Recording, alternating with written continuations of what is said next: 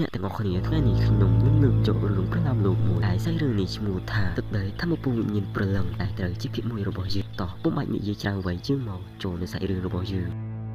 គ្មានអូនអ្វីទាំងអស់គឺគ្មាននៅនោះទេសៀវូចុះការដាំដុះមួយមុនឆ្នាំនឹងឋានៈរបស់ស្ដេចនៃអាទិទេវីខ្ញុំជ្រើសរើសទុកអ្វីៗទាំងអស់ចោលមានតែការត្រឡប់ទៅតើជាថ្មីនៅក្នុងពិភពលោកទេតាំងសានរបស់អូននឹងស្លាប់សម្រាប់អូនកាត់ឡើងវិញក៏សម្រាប់អូននៅពេលនោះដែរអ្នកក្លាហានតាំងសានក៏បានមកកាត់ជាក្មេងប្រុសម្នាក់ហើយក៏បានលើកឡើងថាអារម្មណ៍នៃការដែលតាខ្ញុំបានមកដល់ពិភពលោកចម្លែកនឹងគ្រោះថ្នាក់នេះហើយក៏ដោយមិននឹកស្មានដល់ខ្ញុំកើតមកជាក្មេងម្ដងទៀតខ្ញុំត្រូវប្រឈមមុខនឹងការសាកល្បងដ៏ឃោរឃៅនៅពេលនោះដែរខាងសានគាត់ក៏បាននិយាយថារងចាំបងហើយក៏បានលើកឡើងទៀតថានេះមិនមែនជាការស្លាប់ប៉ុន្តែជាទេសកលបន្តនិយាយថានៅក្នុងទ្វីបទេពអប្សរនេះទេពអប្សរមានអំណាចទាំងស្រុងនៅលើពួកមនុស្សមិនត្រឹមតែជាឧបករណ៍ប៉ុណ្ណោះទេប៉ុន្តែក៏ជាសត្វចិញ្ចឹមនិងអាហារផងដែរនៅពេលនោះខាងសានក៏បាននឹកសម័យទៅកាន់ស៊ីវូហើយក៏បានលើកឡើងថាយ៉ាងណាក៏ដោយគ្មានការលំបាកណាអាចនឹងមើលឈប់បងបានឡើយថាអូននៅទីណាទេឬក៏មិនថាអូនខ្លាយទៅជាអ្វីស៊ីវូរងចាំបងណា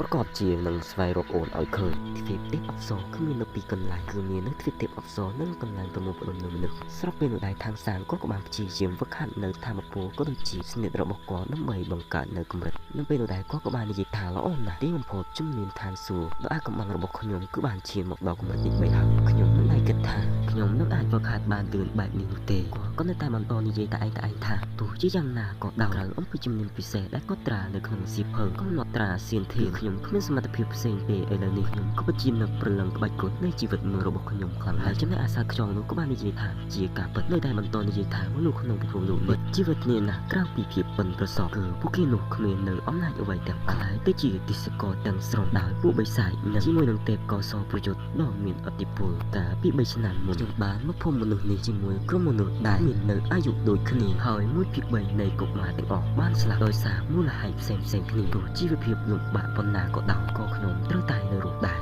ហើយនឹងព្យាយាមឲ្យអស់ពីសមត្ថភាពដើម្បីបន្តវឹកហាត់មុំឲ្យកាន់តែខ្លាំងដូចនោះខ្ញុំនឹងអាចចេញទៅតាមរកងារបានហើយក៏មិនតែឥឡូវខ្ញុំត្រូវតែបំពេញកាពះខ្ញុំជាមុនសិននឹងរុករកនៅក្នុងព្រៃនៅពេលនោះក៏បានផ្លែពងមួយដើម្បីញ៉ាំក៏បាននៅលើសំឡេងអ្វីមួយយ៉ាងចឹងហើយក៏បាននិយាយថាគឺមានអ្វីមួយគឺបានផ្លាស់ទីហើយយើងក៏ឃើញនៅបរិសុទ្ធចម្លែកម្នាក់ដែលគាត់នៅមានរបាំងមកបិទមុខរបស់គាត់គឺយើងមិននឹងថាជានរណានោះទេតែគាត់គឺបានលើកឡើងមកថានេះគឺជាពុទ្ធមនុស្ស